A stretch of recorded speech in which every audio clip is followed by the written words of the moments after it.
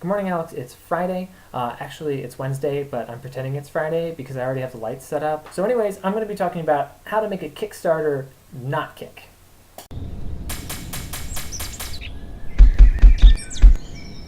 Probably the single most important part of having a successful Kickstarter campaign is actually succeeding in making whatever it is you've said you are going to make. Now, of course, this is one of those things that a lot of people who fund Kickstarters are always worried about. What happens if some inexplicable thing occurs to where whatever you've tried to fund doesn't actually come to fruition? That's a huge disappointment, isn't it? Now, this leads on to number 2, and that's make a budget. Now, when you set up a Kickstarter campaign, you're telling people that if you give me this much money, I will give you this product. So when you make your Kickstarter campaign and you get funded and then you come back and say, you know what, I ran out of money, people get pissed.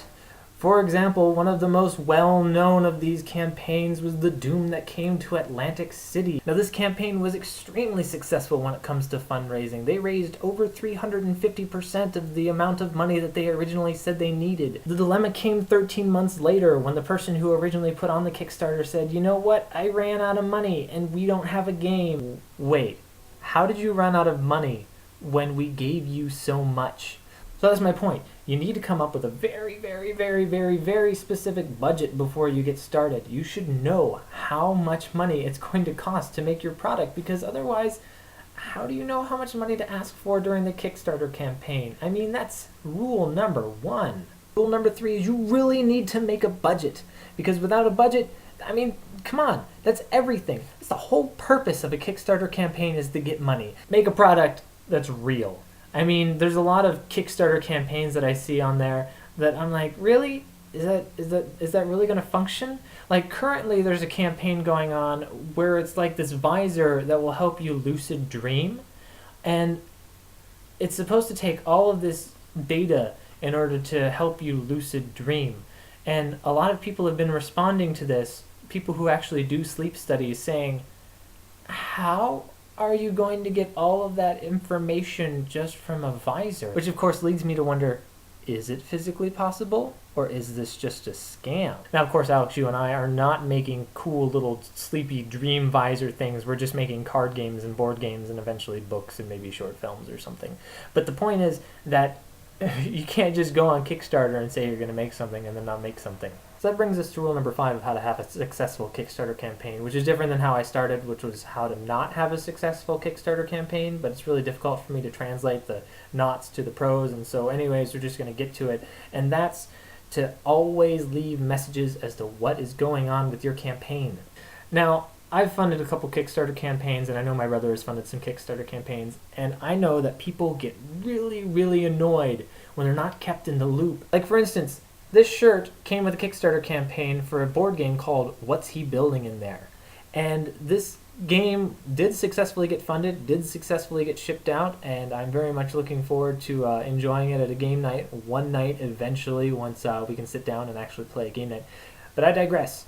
At one point, there was a dilemma in getting green doctors made. Now, let me just explain really quick that these green doctors were actually a stretch goal. These were wooden sort of models for the doctors that only were achieved by reaching a certain tier of funding.